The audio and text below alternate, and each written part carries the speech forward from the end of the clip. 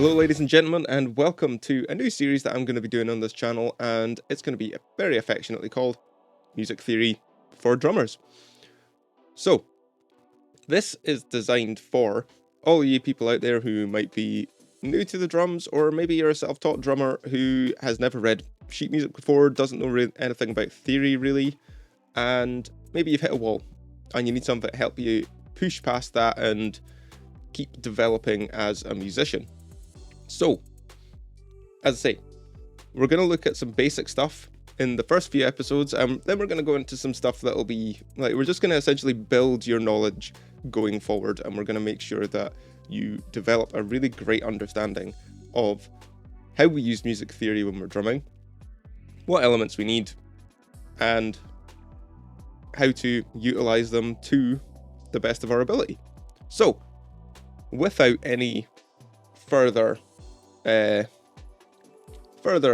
chatting, let's take a look at this, because our first lesson today is going to be on reading sheet music. This is the most basic place to start, and as you can see, we have got some music here, which we are going to build up into some drum beats and things. So, first off, the first thing we need to look at is these lines here. 1, 2, 3, 4, 5. There are 5 lines and spaces in between, above and below. This is called the stave. And all this tells us is what we're hitting and when. That's it. That's all music tells us, what we're hitting and when. The stave really is only there to tell us what we're hitting. We'll go a bit into that later. So, each space and each individual line represents a drum, or an element of the drum kit to be used. So we're going to start this off with like super basic stuff. We're just going to make a basic rock beat, and we're going to see what that looks like on sheet music.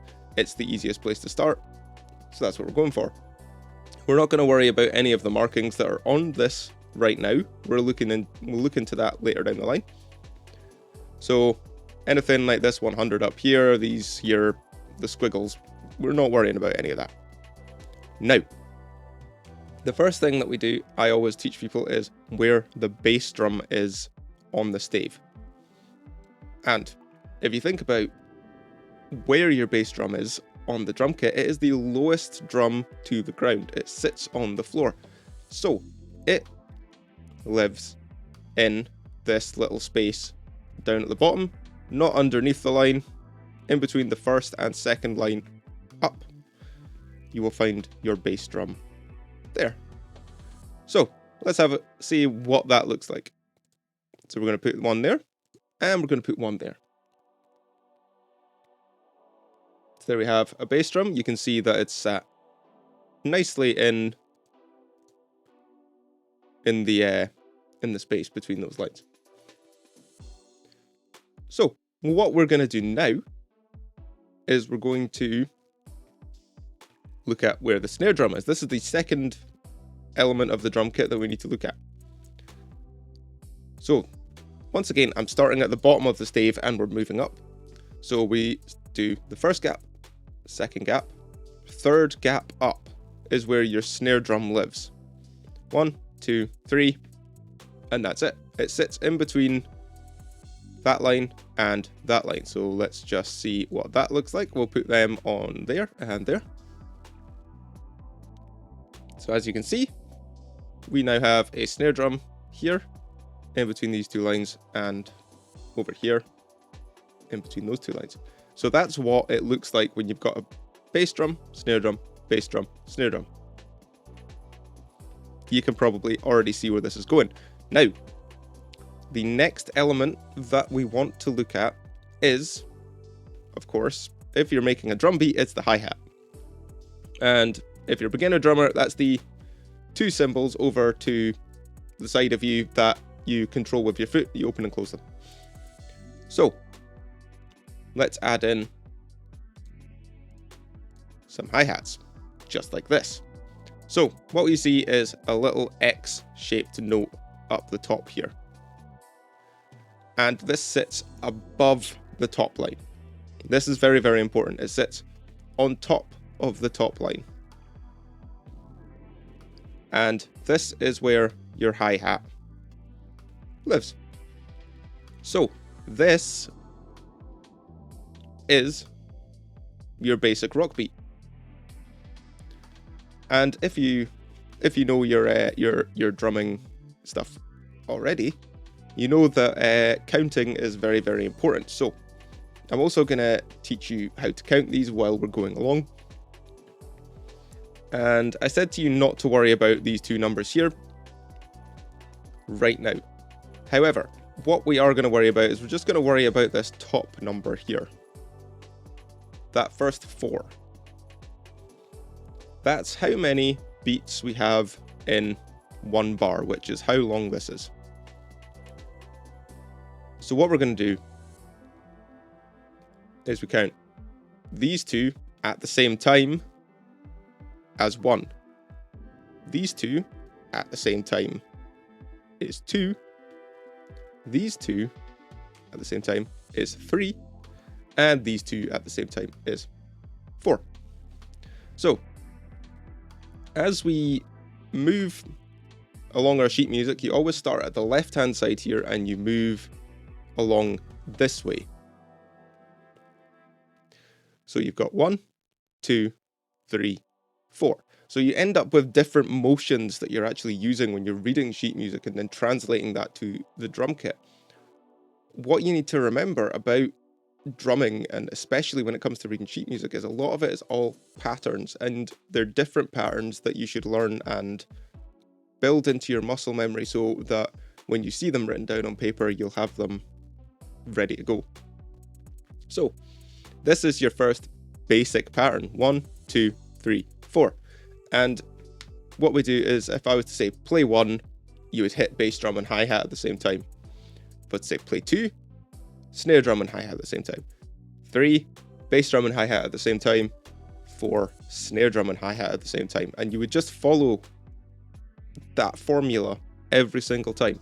1, 2, 3, 4. 1, 2, 3, 4. 1, 2, 3, 4. 1, 2, 3, 4. And there you have it. That would be your very first basic rock beat on the drums, and you would be able to read it. This is what it would look like. So, unfortunately, this isn't really what it's going to look like on most pieces of music, because we generally tend to have something which looks a little bit more like this. Now, as we can see, we've added in more notes, but do not panic. This is absolutely fine. We are still just counting to 4, but we're adding in a couple of little extra steps. Now, so we've got extra hi-hats now. We can see that because it is sitting above the top line. And what we are now going to notice is this hi-hat here, this hi-hat here, this hi-hat here, this hi-hat here, sits directly in the middle of this hi-hat and this hi-hat. So let me just I'll remove those two hi-hats very, very quickly just to demonstrate this. So the distance, or the amount of time between this and this, is exactly the same as the distance between this and this. Now, let's add those extra hi-hats back in. So if we've got beat 1, which is here, I wonder if I can, nope, I can't add counting in, or can I? Oh, whoa, whoa, whoa, whoa, whoa, whoa, whoa, okay, I'm sorry, I've messed up.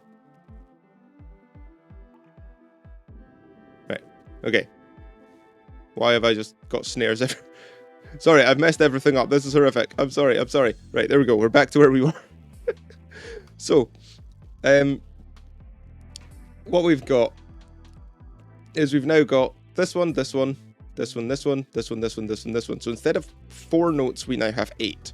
However, we're not counting to 8.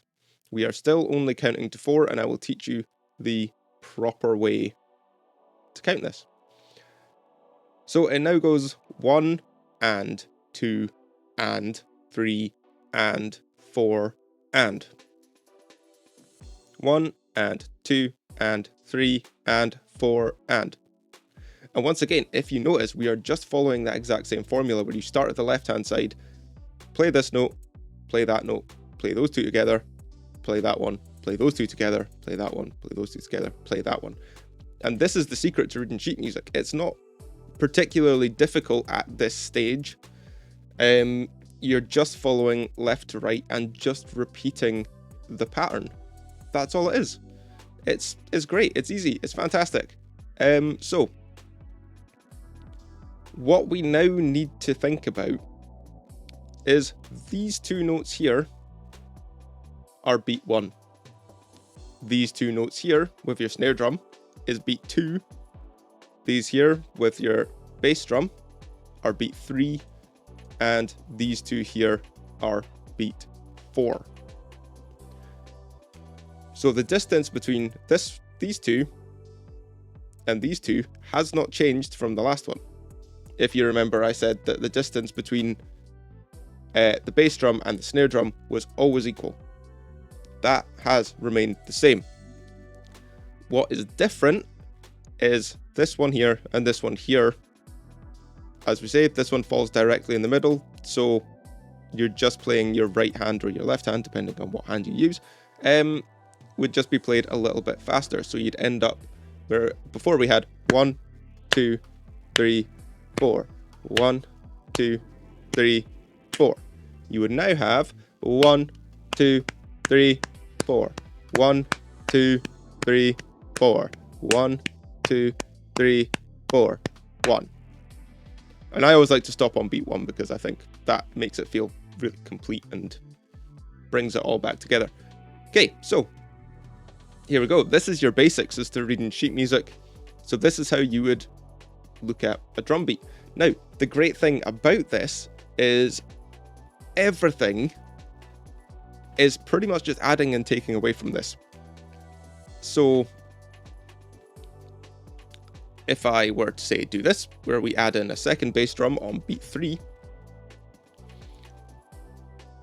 it becomes, well, not harder.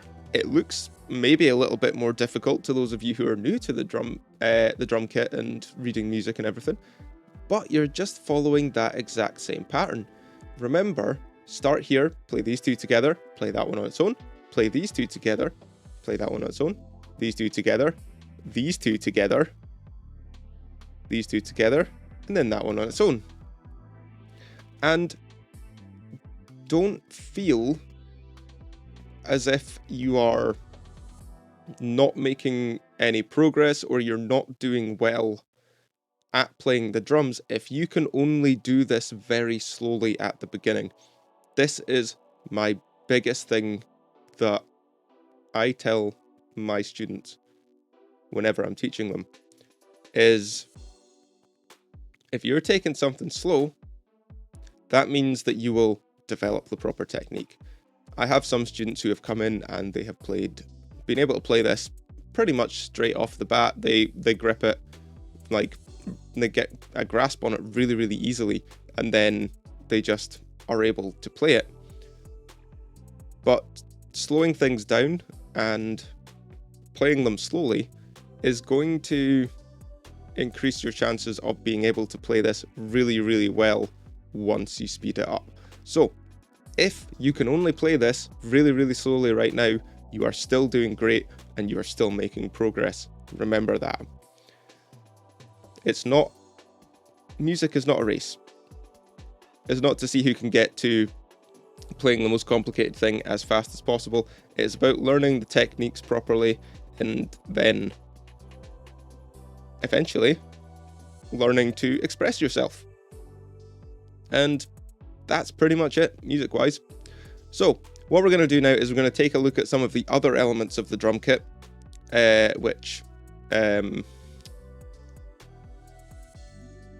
we will sort of look at, because obviously your standard drum kit isn't just made up of 3 pieces. It is made up of, probably your standard is your sort of 5-piece kit where you've got a bass drum, a snare drum, 2 rack toms and a floor tom. So let's look at that just now. So what we'll do is we'll build up what we call a basic drum fill, which you would use sort of in between bars of what we just did with that basic rock beat. And we're going to start with tom 1, which should appear in the very top space. So 1, 2, 3, 4 spaces up should be in there. So, oh no, we'll put the snare in first because we need to start with the snare. So we've got snare, snare, 1, 2, third space up. Okay, first tom, 1, 2, 3, 4. This top space here, whoop, that's the wrong one. There we go. Our middle tom should be on the line underneath. Now, this is the first note that we've looked at, which is sitting on a line. And this can be quite difficult, especially when you're starting out, to tell apart from these 2 here. So let's go ahead and pop those in. There you go. So you can see it's only a very slight difference. These notes are all very close together in terms of where they sit on the stave. So you've got your 2 snares in there, and then you go up a space to your first tom, and then you go down a line onto the line for your third tom. Thankfully, the floor tom is a little bit easier. You go 1, 2, second space up, and that's where that sits, just there. So these are your toms. So what you do is you would do a right, left, right, left, right, left, right, left around the drum kit for this. So it looks something like that. And as you may know, this is your single stroke drum roll, right, left, right, left, right, left, right, left. But you're just moving it from drum to drum. 1 and 2 and 3 and 4 and 1 and 2 and 3 and 4 and. And so this is where all your toms sit on the stave. It's a pretty easy formula to follow. The only thing that I found has caused difficulty for my students in this is just noticing the difference in these 3 notes here. Because I will say it can be very, very difficult at the start when you're reading music and you're playing along with music to suddenly go into these notes. It can feel quite jarring and intimidated, especially when you can see them coming up if it's a piece that you've rehearsed and things. But don't panic. Once again, it's a case of taking things nice and slow, practicing them, and you'll get there eventually with it. It's, as we say, music is not a race. It is something to be enjoyed, and the process is there to help you enjoy it. Now, we do also have different cymbals on the drum kit. We have our hi-hats, we have crash cymbals, we have a ride cymbal. That's your standard rock setup, or your rock and pop setup, is you have those 3 cymbals: hi-hats, crash, ride. You might have 2 crashes, you might have more. But for now, we're just going to assume that you have 1 crash cymbal and 1 ride cymbal. So let's take, first off, your hi-hat. As we spoke about before, it is sitting just above the top line. Remember that. Your crash cymbal, if I do this, as you can see, it's actually sitting on a line that doesn't exist on the stave. Technically it does exist because obviously it's sitting there, but it's an extra line. We call this a ledger line. You probably won't have to remember that specific term, but what you do need to notice is that you've got your regular cross like you have on the hi-hat, but there is an additional line going through the center. If you look for that, you know that that is a crash cymbal, and that is nothing but a crash cymbal. So the last one we're going to look at is the ride cymbal, which, as you can see, you got your hi-hat here, which sits above the line. these ones here, which sit above. And now the ride cymbal is actually sitting on that top line. And this is how you identify your different cymbals from each other. So you got hi-hat, crash cymbal, ride cymbal. And it's easy as that. Now, I will say, this has sort of gone on a little bit longer. We will look at reading sheet music more in depth in the next lesson. Let me just put myself back to my big mode. There we go. So this has just been sort of an introduction to the concept of reading sheet music. I would say being able to read sheet music can make you a much better drummer in the long run. Don't be disheartened if you find it difficult. A lot of people do at the very beginning. Some people can pick it up quite quick. But at the end of the day, once again, music is not a race. This is something to be enjoyed, and the process is there to help you enjoy this. So we'll build up your knowledge over the next few lessons. This has just been quite a short little one, just to give you the basics and so you can understand it. And everything that we have sort of covered in this video, teaching you how to count from 1 to 4 and your 1 and 2 and 3 and 4 and, would probably be enough to get you through grade 1 on the drums. That's probably the theory that you need for it. Obviously, I'm going to give you a little bit more theory, which is going to help you out and boost your knowledge even further and expand your understanding of this stuff that can just really make your playing stand out. So, I hope you guys have enjoyed this. If you've made it this far into the video, thank you so much, because I know music theory is one of those things that a lot of people dread seeing, especially when it's going to be in the title of the video. So I appreciate you clicking on it. I appreciate you taking the time to watch the video, and I hope you, if you're a beginner or maybe you've, as I say, you've never read sheet music before, I hope you can take something away from this, and I hope you'll join me for the next installation of this, where we're going to take a look at note values and other important little things like that, because note values as a drummer are indispensable to know. You should know them and you should know how to utilize them. So that is where we are going to look at in the next video. So until then, thank you so much. I will see you guys in the next one. Bye bye.